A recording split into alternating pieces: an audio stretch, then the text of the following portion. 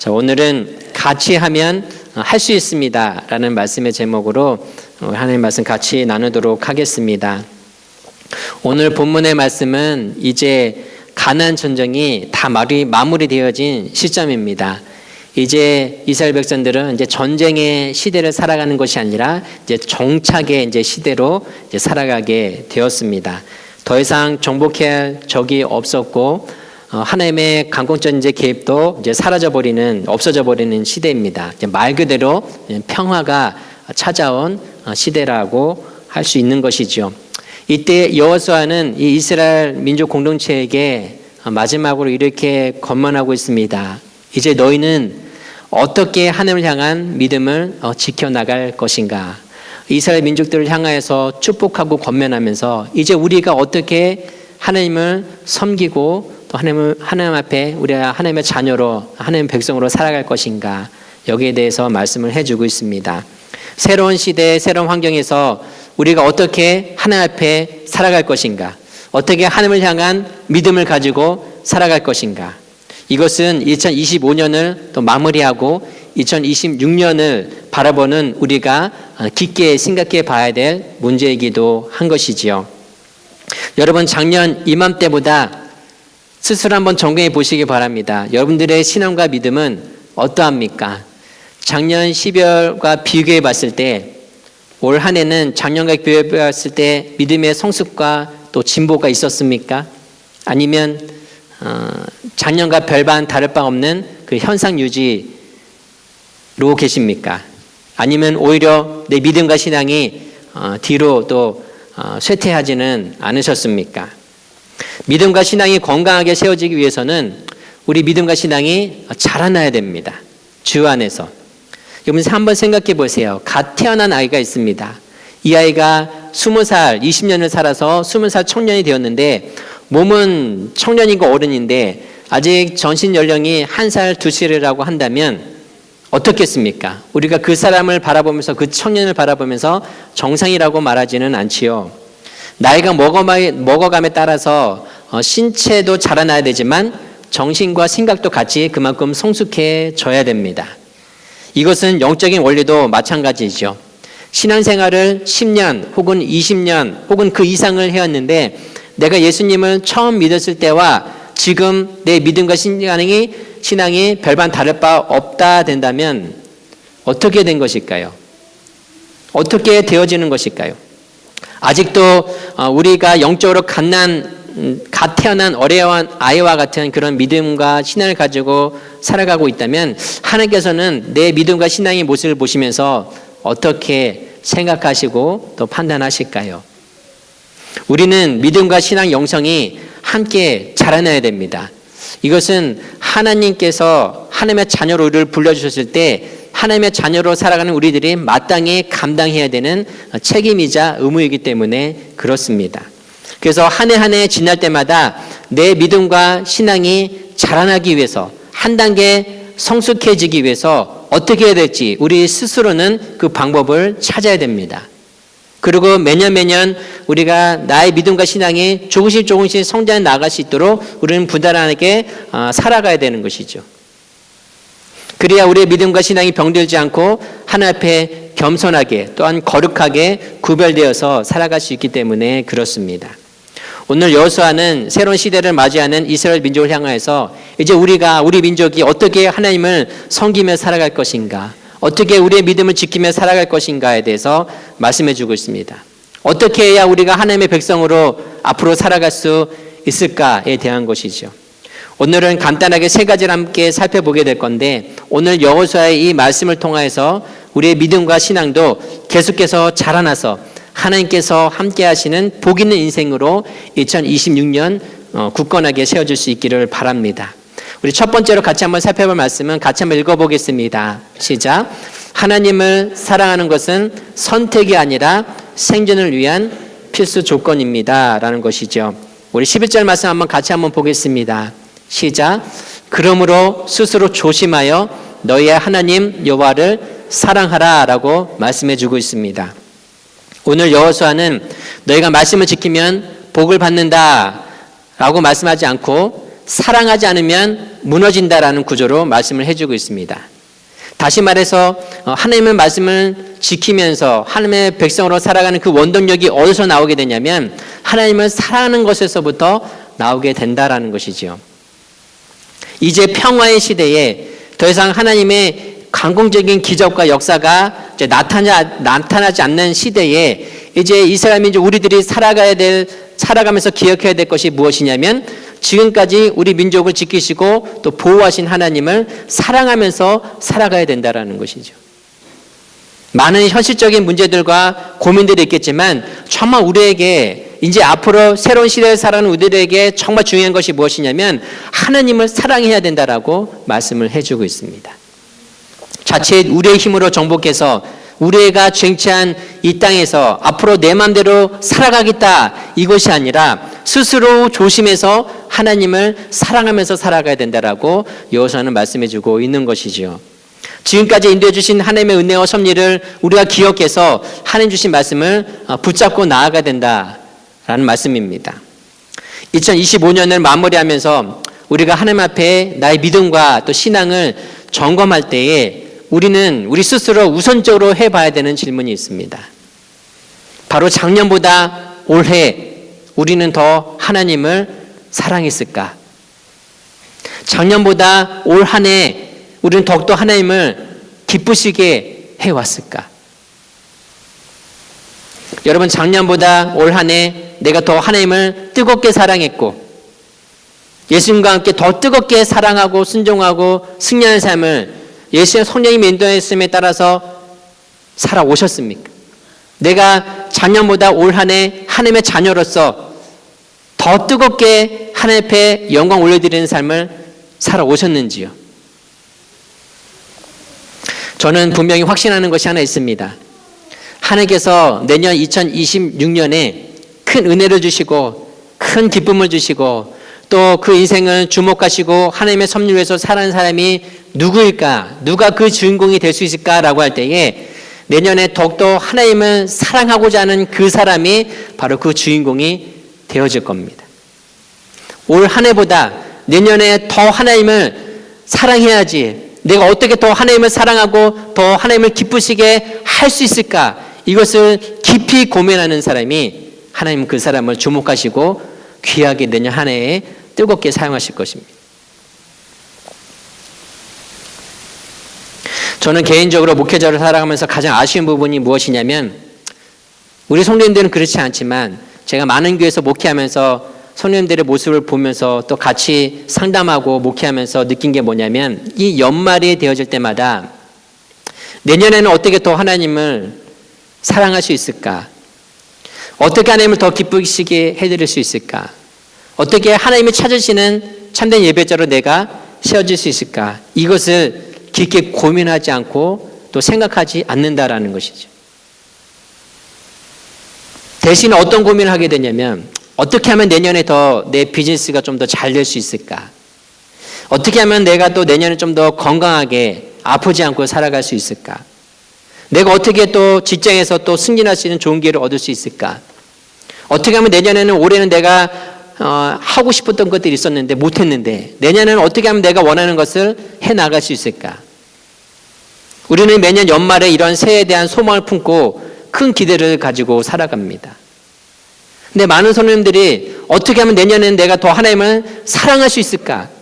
여기에 대해서는 깊게 고민을 하지를 않아요. 그런데 오늘 여호수아는 새로운 시대를 살아가는 이스라엘 민족에게 우리가 정말 조심스럽게 스스로 고민하면서 생각해 봐야 될 것이 무엇이냐면 어떻게 하나님을 사랑할 것인가에 대한 것이죠. 어떻게 더 하나님을 사랑할 수 있을까? 하나님을 사랑하는 것은 생존을 위한 필수 조건이기 때문에 이렇게 말씀해 주고 있는 거예요. 우리가 하나님을 사랑하지 않고 세상을 사랑하게 되어지는 그 순간에 우리는 하나님으로부터 책망받을 수밖에 없고 죄 가운데 무너져서 이 민족이 멸망당할 수밖에 없다는 것을 알았기 때문에 어떻게 하면 우리가 더 하나님을 사랑할 수 있을까? 이 고민을 해야 된다고 오늘 여호수아는 말씀해 주고 있는 것이죠. 여러분들이 이제 다음 주면 2026년이잖아요. 이제 2025년이 3일 정도 남았는데 내년에는 내 믿음과 신앙을 성장시키기 위해서, 내 믿음이 자라나게 하기 위해서 여러분들 마음속에 품고 있는 계획이 무엇입니까? 이에 대한 고민이 있으시길 바랍니다. 이러한 고민과 결단과 생각이 있어야 우리는 믿음대로 살고자 할 것이고, 또 우리 삶을 통해서 일하시는 하나님의 은혜를 경험할 수 있게 됩니다. 혹시나 아직까지 그런 생각을 해본 적이 없으신 분이 계시다면, 내가 내년에는 다른 건 다 못해도 성경 통독 1독은 해봐야겠다라고 다시 한번 다짐해 보시길 바랍니다. 그리고 올 초에도 성경 1독 한번 하겠다고 스스로 다짐하고 시작했지만 대부분 성도님들이 다 하지를 못하셨어요. 하지만 그래도 시작한 게 어딥니까? 100% 마무리는 못했지만 그래도 60%, 70% 정도는 다 이렇게 따라오셨어요. 그래서 내년에는 성도님들이 모두가 다 성경 통독 한 번은 꼭 하실 수 있기를 바랍니다. 여러분, 성경 읽기가 왜 중요하냐면 말씀을 읽을 때 말씀을 통해서 역사하시는 하나님을 우리가 경험할 수 있기 때문에 그래요. 하나님은 곧 말씀이신데 말씀을 통해서 역사하시는데 우리가 말씀을 읽지 않고 어떻게 하나님의 음성을 듣고 하나님의 인도하심을 우리가 기대하며 살아갈 수 있겠어요? 올해가 시작할 때 성경 1독은 꼭 하겠다고 모두가 다 다짐하지만 우리 삶은 그렇게 녹록지 않습니다. 우리가 한 해 동안 살아보니까 알잖아요. 성경 통독 우리가 주어진 본문 기껏해야 한 10분 15분인데 그거마저도 우리가 하지 못하게끔 우리 마음이 힘들 만큼 많은 사건 사고들이 있고 우리를 지치게 하는 일들이 우리 인생 가운데 너무나도 많이 있습니다. 성경을 읽는 것 자체가 내가 한가롭게 이게 참 뭐하는 짓인가라고는 생각이 들 때가 있어요. 차라리 이거 하는 것보다 내가 좀 다른 일을 하고 좀 더 분주하게 살아가는 게 낫지 이거 한다고 해서 뭐 달라지는 게 있을까? 우리는 이런 하나님의 말씀을 외면할 때가 참 많이 있습니다. 그런데 하나님의 말씀이 내 손에서 떠나버리게 되면 우리는 하나님의 인도하심을 받을 수가 없어요. 말씀으로 역사하시는 곧 말씀이신 하나님과 함께 하시는 방법이 없습니다. 하나님은 우리가 항상 매일같이 우리가 말씀을 통해서 하나님과 생각을 교류를 하기 원하고 하나님의 마음을 우리가 깨닫기를 원하고 우리가 어떻게 살기를 하나님은 알려주기를 원하시는데 우리가 말씀을 읽는 시간이 없으면 그 하나님의 마음과 생각을 경험할 방법이 없는 것이지요. 내년부터는 우리가 매달 성경 통독 본문을 제가 달력 형식으로 오늘 만들어 왔어요. 이것을 나눠드릴 겁니다. 그래서 성경 통독을 할 때 성경을 읽은 날에는 체크를 하고 깜빡하고 하지 못한 날에는 또 다음 날이라도 혹은 그 다음 날이라도 시간이 날 때 미스했던 부분을 다시 읽을 수 있도록 점검표를 만들어 드릴 겁니다. 우리의 믿음은 이 말씀을 읽고 듣고 묵상하는 데서부터 시작되어지게 되어 있어요. 그리고 말씀을 읽고 묵상하고 순종하는 삶이 우리에게 훈련되어져서 이게 누가 시키지 않아도 자연스럽게 내가 하루의 시작을 하나님의 말씀으로 시작하고 하나님의 마지막도 하나님의 말씀으로 마무리하게 된다면 하나님의 말씀이 나의 삶과 나의 가정을 지켜가시는 그 놀라운 은혜들을 반드시 경험하게 될 것입니다.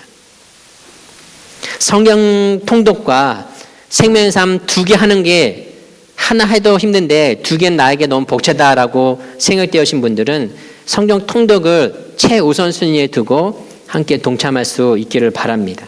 그리고 하실 수 있는 분은 매일 우리가 사는 생명의 말씀도 같이 따라와 주시면 더욱 좋겠습니다.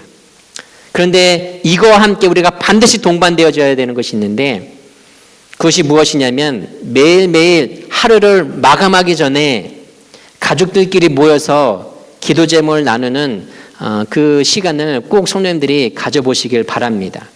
가족 기도 모임을 꼭 진행해 보시길 바랍니다. 가정 예배 드리라 그러면 찬양도 불러야 되고 누군 또 설교도 해야 되고 그러다 보니까 다 부담 들어서 못 하세요. 그럼 적어도 이 가정을 위해서 우리 함께 기도하는 가족 기도 모임은 누구나 다 할 수 있습니다. 서로 기도 제목 나누고 한 사람이 대표해서 마무리하게 되면 짧게 하면 5분 만에 해도 끝나게 되고 또 서로 기도 제목을 같이 나누다 보면 10분이 걸릴 때도 있고 어떨 때는 한 30분 같이 이것을 놓고 기도하는 시간이 올 때도 있습니다. 처음부터 되지는 않지만 단 5분이라도 서로 우리 가정이 하루를 마무리할 때 다 모여가지고 하나님 앞에 기도 제목을 나누면서 기도 노트에다가 기도 제목을 놓고 함께 기도하는 시간을 꼭 가져봤으면 좋겠습니다. 아무것도 아닌 것처럼 보이는 이런 경건의 훈련이 결국 나의 마음과 생각을 하나님이 또 지키시고 이 일을 통해서 부부와의 관계 또 자녀의 관계가 회복되어지는 은혜들을 경험하게 될 거예요. 해보시면 압니다. 어떤 일들이 일어나게 되는지. 내가 하나님을 사랑하기 위해서 믿음의 결단을 하고 다짐을 하고 이를 통해서 방법을 찾아내서 내가 해나가게 되면 반드시 그 삶은 하나님께 주신 은혜로 변화되어지게 되어 있고 내 믿음과 신앙이 자라나게 되어 있어요. 하지만 아무것도 하지 않고 내년에도 다 귀찮아. 그냥 뭐 주일날 나와서 예배만 드리면 되지 라고 생각하게 된다면 우리 믿음과 신앙은 점점 후퇴하게 될 겁니다. 종국에는 하나님을 향한 소망과 기대가 사라져버리게 되고 내 입술에서는 불평과 불만만 나오게 될 거고 냉소적인 신앙과 믿음으로 변질되어지고 말 것입니다. 여러분 혼자 하면 어렵지만 함께 하면 할 수 있습니다. 혼자 하면 작심삼일로 끝나버리게 되지만 같이 하면 끝까지 할 수가 있어요. 하나님은 반드시 말씀을 통해서 역사하십니다. 하나님 기뻐 여기시는 일들을 우리가 해나가게 되면 우리 삶을 통해서 하나님께서 주시는 은혜들이 반드시 임하게 되어 있어요. 2026년에는 오늘 이 말씀을 기억하면서 우리가 내년 한 해 동안 이렇게 시작했더니 믿음으로 다짐하고 결단해서 시작했더니 2026년 이 마지막 한 해 우리가 한 해를 되돌아볼 때는 얼마나 하나님께서 큰 은혜를 주셨는지 함께 간증을 나눌 수 있는 시간이 있었으면 좋겠습니다. 자, 두 번째 주신 말씀 같이 한번 읽어보겠습니다. 자, 시작. 영적 분별력이 필요합니다 라는 것이에요. 우리 12절 13절 말씀 같이 한번 읽어보겠습니다. 시작. 너희가 만일 돌아서서 너희 중에 남아있는 이 민족들을 가까이 하여 더불어 혼인하며 서로 왕래하면 확실히 알라. 너희의 하나님 여호와께서 이 민족들을 너희 목전에서 다시는 쫓아내지 아니하시리니 그들이 너희에게 올무가 되며 덫이 되며 너희의 옆구리에 채찍이 되며 너희의 눈에 가시가 되어서 너희가 마침내 너희의 하나님 여호와께서 너희에게 주신 이 아름다운 땅에서 멸하리라. 자, 하나님께서 가나안 정복을 시작해 나가게 하면서 하나님께서 명령하신 것이 무엇이었냐면 반드시 가나안에 사는 모든 족속들을 다 죽여야 된다라고 말씀하셨어요. 굉장히 무서운 말씀이죠. 인간의 입장에서 보게 되면 남녀노소 가리지 않고 정복해서 다 죽여야 되는 이 하나님의 말씀이 너무 잔인하게 보여집니다. 차라리 이들을 정복해서 노예라도 삼으면 이스라엘 민족에게 큰 힘이 될 텐데 다 죽이라는 말씀은 과연 이 하나님의 사랑의 하나님이 맞으신가 우리는 이렇게 생각되어지게 되는 것이죠. 이 인간의 관점에서 보게 되면 그렇습니다. 그렇다면 하나님께서 왜 이런 말씀을 하시게 되었던 걸까? 하나님의 시각에서 보면은 이래요. 가나안 민족은 대대로 우상을 섬긴 민족입니다. 하나님의 시각에서 보게 되면 절대로 용서받지 못할 짓들을 가나안 민족은 지금까지 해왔어요. 하나님의 창조 질서를 다 무너뜨린 사람들이며 쾌락과 이 성적인 욕망만을 추구하며 살아가다 보니까 하나님이 만드신 인간의 고유성마저도 다 사라져버린 사람들이었어요. 그냥 본능에 이끌려서 살아가는 짐승들과 별반 다를 바 없는 사람들이었어요. 결정적으로 이스라엘 민족 이들과 함께 동화되어져서 함께 살아가게 되면 이스라엘 민족 역시 하나님을 떠나서 쾌락과 성적 방종에 빠져서 우상 숭배에 무너져 몰락할 수밖에 없다는 것을 하나님 너무나도 잘 아셨기 때문에 그렇습니다. 여러분, 이스라엘 민족이 어떤 사람들입니까? 아니, 우리 인간들은 어떤 존재일까요? 인간의 죄성을 가지고 살아가는 육체의 그 죄성을 가지고 살아가는 인간들은 어떤 존재일까요? 우리는 하나님을 내 두 눈으로 한 번이라도 본다면 참 소원이 없겠잖아요. 그러면 내가 어떤 믿음도 자라날 것 같고 어떤 신앙도 막 생길 것 같죠. 내 두 눈으로 하나님을 딱 한 번이라도 볼 수 있다면. 근데 인류 역사상 한 사람이 아니라 민족 자체가 하나님을 직접 두 눈으로 본 민족이 있습니다. 그 사람이 출애굽 때 이스라엘 민족이었어요. 출애굽 때 하나님께서 이 이스라엘 민족과 언약을 체결하십니다. 그때 하나님은 놀랍게도 이스라엘 민족이 모두가 다 하나님을 직접 볼 수 있도록 하나님의 현면을 이스라엘 민족 가운데 보여주세요. 근데 이스라엘 민족이 하나님이 직접 하나님을 보여주시면서 하나님의 언약 체결할 때 이 기쁨의 시간을 통해서 하나님의 마음을 표현하려고 할 때 이스라엘 민족이 너무 무서워가지고 차마 하나님의 얼굴은 직접 보지를 못합니다. 아무도. 대신에 하나님의 그 발등상 아래서 잔치를 벌이고 하나님을 찬양하고 예배했던 사람들이 이스라엘 민족이었어요. 어떤 인간도 경험하지 못한 것을 경험한 사람들이 출애굽 1세대 사람들이에요. 근데 불과 며칠 후에 몇 년이 시간이 지난 것도 아니에요. 며칠 후에 모세가 기다로 산에 올라갔는데 한 달이 넘도록 돌아오지 않습니다. 그래서 이들이 분노하게 되고 금송아지를 만들어서 이것이 우리를 위한 신이다라고 하면서 우상 숭배를 하게 돼요. 아니 하나님을 직접 보고 음성을 듣고 경험한 사람들이 불과 며칠 만에 언제 그랬냐는 듯이 금송아지를 만들어서 우상 숭배를 한 사람이 이스라엘 민족이라. 그게 인간이라고요. 저라고 안 하겠어요? 여러분들이라고 그렇지 않겠습니까? 인간이 그렇게 연약하고 악한 존재입니다. 한심한 존재. 하나님은 인간의 연약함을 너무나도 잘 알고 계세요. 그래서 하나님은 이스라엘 민족을 들여서 가나안 족속들을 이참에 심판하고 그 땅을 하나님의 땅으로 거룩하게 세워가기를 원하셨어요. 그래서 가나안 족속들을 정복하면서 다 죽이라고 하신 거예요. 그 우상 숭배의 씨앗조차 아예 뿌리조차 다 뽑아 버리시려고 하신 것이죠. 근데 결과적으로 이 출애굽 2세대들은 이 하나님의 말씀에 온전하게 순종하지 못합니다. 완전하게 정복하지 못하고 여러 가지 이유로 몇몇 족속들을 살려둬요. 그리고 함께 살아가게 됩니다. 그리고 우리는 이 일을 통해서 결과적으로 이스라엘 민족이 어떻게 되는지를 잘 알고 있죠. 여호수아가 죽고 나서 이스라엘 민족에는 가장 깊고 끔찍했던 영적 암흑기인 시대가 이 사사기 시대가 시작되어지게 돼요.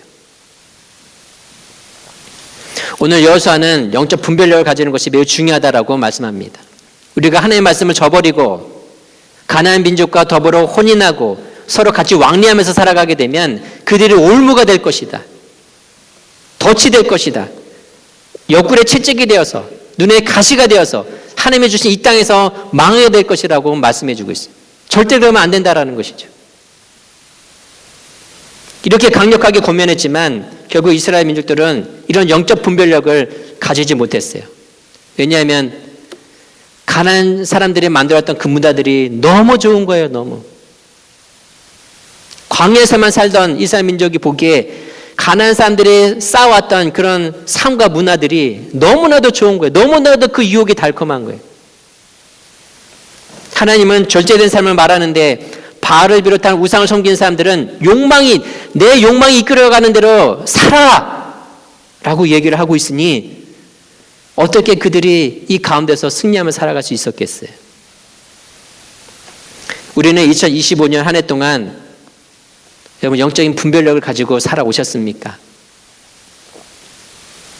죄를 분별하고 나를 유혹해오는 죄의 그런 모습에서 우리가 이것을 이기기 위해서 영적 분별력을 가지고 내가 이 죄와의 싸움에서 이기기 위해서 여러분은 어떤 믿음의 걸음을 걸어오셨습니까? 아무런 생각 없이 우리가 살았다면 저도 우리는 올 한 해 하나님과 별로 상관없는 삶을 살았을 겁니다. 믿음과 신앙보다 모르긴 몰라도 그냥 내가 욕망에 이끌려서 내가 하고 싶은 대로 살아오셨을 거예요. 그런데 내년에도 이런 삶이 반복된다면 안 됩니다. 끊어내야 돼요. 이스라엘 이 백성들과 같은 그 전체를 계속 밟으면 안 됩니다. 그러면 우리에게 소망이 없는 거와 마찬가지예요. 우리는 지금 성령의 시대에 살아가고 있습니다. 성령의 시대에 살아가면서 우리가 실수하고 놓치는 것이 무엇이냐면 하나님의 인내와 오래 참으심이 영원할 것처럼 우리는 생각해요. 내가 죄 지어도 별일 없던데. 말씀 안 읽어도 사는데 아무런 지장 없던데. 하나님의 오래 참으심과 인내하심을 우리는 영원할 것이라고 우리는 착각하면서 살아갑니다. 그러나 우리가 영적으로 분별해서 끊어내지 않으면 하나님께서 이스라엘 민족을 들어서 가나안 족속을 심판하셨던 것처럼 우리도 하나님의 책망을 피해갈 수가 없어요. 하나님의 때는 다가오고 있습니다. 그래서 우리는 영적 분별력을 가지고 살아가야 돼요. 올 한 해 일에 실패했다면 내년에는 반드시 우리는 성공해야 됩니다. 마지막 세 번째 한번 같이 한번 읽어보겠습니다. 시작. 하나님은 말씀하신 대로 역사하십니다. 우리 15절 16절 말씀 같이 읽겠습니다. 시작. 너희의 하나님 여호와께서 너에게 말씀하신 모든 선한 말씀이 너에게 임한 것 같이 여호와께서 모든 불길한 말씀도 너에게 임하게 하사 너희의 하나님 여호와께서 너에게 주신 이 아름다운 땅에서 너희를 멸절하기까지 하실 것이라 라고 말씀해 주고 있어요.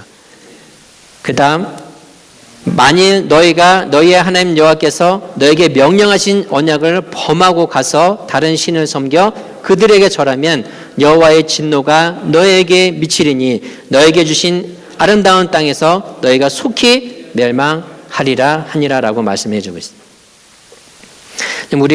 우리는 보통 성경을 읽을 때 저도 그렇지만 하는 행동이 있어요. 그러니까 은혜가 되고 소망이 되는 말씀이 딱 들어오게 되면 어떻게 하죠? 밑줄을 긋거나 뭐 형광펜을 이렇게 딱 색칠을 해놓습니다. 다음에 또 볼 수 있게 힘이 되니까요. 그런데 심판의 말씀, 책망의 말씀, 저주의 말씀 앞에서는 저도 그렇고 대부분 안 하세요. 그런 말씀들은 하기 싫죠. 그러니까 복에 대해서 말씀해 주시고 소망에 대해서 또한 위로와 사랑해 주시는 그 말씀에 대해서는 이 말씀은 나를 위한 말씀이야 라고 우리는 다 생각합니다. 하나님 너무 좋죠. 그래서 우리가 연약해도 용서해 주신 하나님이시니까. 근데 심판, 죄, 죽음, 책망의 말씀을 들을 때면 우리는 나도 모르게 이 말씀은 나와 상관없는 말씀이야 라고 생각할 때가 많이 있어요. 저 사람이 들어야 되는 말씀이라고 생각하지 내가 들어야 되는 말씀이라고 생각하지는 않습니다. 그런데 여호수아는 우리에게 분명하게 이렇게 말씀해 주고 있어요. 모든 선한 말씀이 우리에게 임한 것 같이 어떤 말씀들이요? 모든 불길한 말씀도 우리에게 임하게 된다라는 거예요.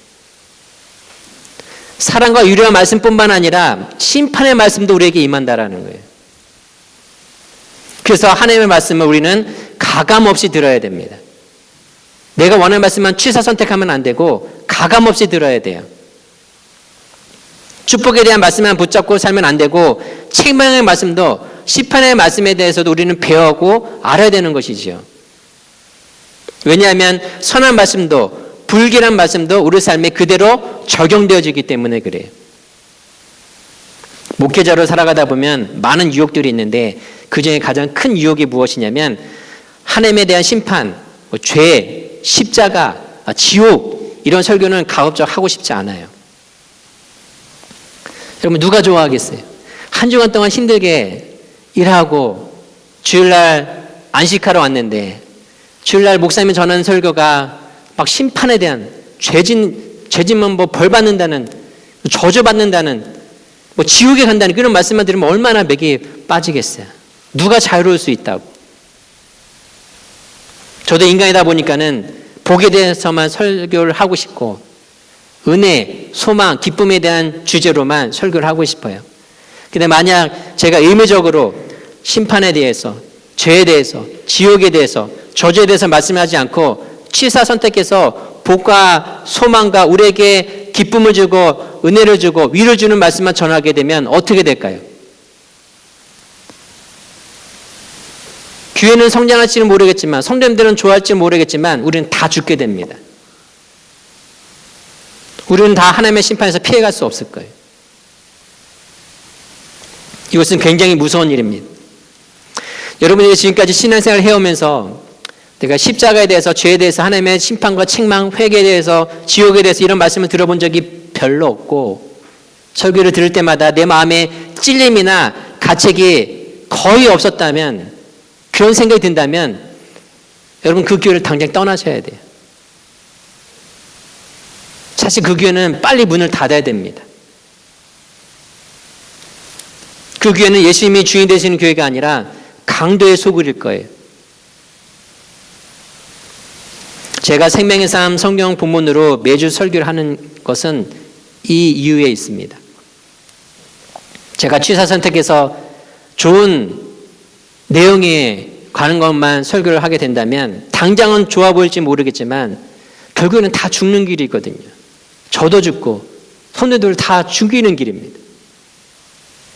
그래서 오늘 본문이 주어진 본문이 소망에 대한 것이라면 기쁨으로 마음의 소망을 가지고 설교하게 되지만 오늘 내게 주어진 본문이 우리에게 주어진 본문이 심판에 대한 내용, 회개에 대한 내용이라면 저도 마음이 무겁고 힘든 주제이긴 하지만 저도 그렇게 살지 못하고 있기 때문에 참 부담스러운 주제이지만 그래도 오늘 주신 말씀 그대로 전해야 우리가 하나님의 심판과 저주에서 벗어날 수 있기 때문에 주어지는 대로 진행하게 되는 것이죠.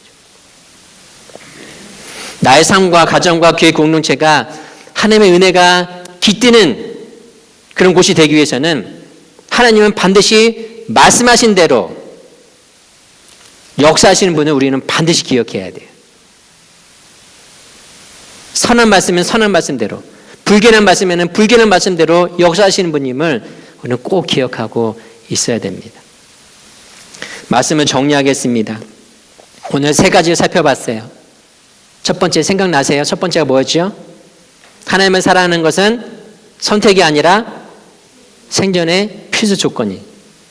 세상은 쫓고 세상을 살아가다가는 다 죽습니다. 성경이 증명하고 있고 인류 역사가 증명해 주고 있어요. 두 번째는 무엇입니까? 영적 분별력이 필요해요. 그리고 세 번째는 하나님은 말씀하시는 대로 역사하신. 그래서 우리는 가감없이 하나님 말씀을 듣고 우리가 소화시켜야 되고 그 말씀 앞에 순종할 수 있어야 됩니다. 하지만 이 세 가지의 말씀은 다 쉽지 않아요. 저라고 쉽겠습니까? 더 어렵죠. 하지만 우리가 매년 믿음과 신앙이 자라나고 하나님께서 기뻐 여기시는 자녀로 세워지기 위해서는 오늘 여호수아가 우리에게 주신 말씀이 너무너무나도 중요합니다. 우리는 연약하기 때문에 혼자 하면 쉽게 포기해요. 작심삼일이에요. 이게 인간의 한계이고 인간의 죄성이에요. 그래서 예수님 우리에게 교회 공동체를 주셨어요. 교회에서 함께 훈련하고 함께 도전하고 함께 믿음의 결단을 통해서 예수님과 함께 매일매일 하루를 살아가고자 한다면 하나님께서 그 믿음의 결단을 주목해서 보실 것이고 그 믿음의 결단대로 살아갈 수 있도록 힘과 용기를 주실 거예요. 이를 통해서 하나님께서 예비드신 그 은혜들을 하늘 문을 활짝 여셔서 각 사람 가운데 각 가정 가운데 하나님께서 부어주실 것입니다. 올 한 해 아쉬움이 많이 남고 하나님 앞에 부족한 것들이 많이 있었음을 우리가 경험하게 된다면 그런 마음들이 있다면 후회함으로만 올 한 해를 보내는 것이 아니라 이번 주부터 도란주부터 시작되는 새해에는 우리가 믿음으로 새롭게 결단할 수 있기를 바라요. 다 같이 함께. 그래서 사도 바울이 권면하고 있는 것처럼 우리 모두가 영적 어린아이와 같이 시작되어졌지만 조그만 겨자씨한 믿음이 우리에게 주어졌지만 이제는 장성해서 예수의 그 장성한 믿음의 분량에 이르기까지 모두가 다 주님 앞에 나오기를 원한다는 그 말씀 앞에 우리도 아멘으로 화답하며 나아갈 수 있기 원해요. 그 표대를 향하여서 마지막까지 그 믿음의 경주를 포기하지 않고 함께 나아갈 수 있기를 원합니다. 그래서 내년 한 해 더욱더 풍성하게 하나님께서 주목하시고 사용하시는 믿음의 공동체가 될 수 있기를 그런 저와 여러분들의 그런 믿음의 가정으로 채워질 수 있기를 예수님의 이름으로 간절히 축원합니다. 아멘.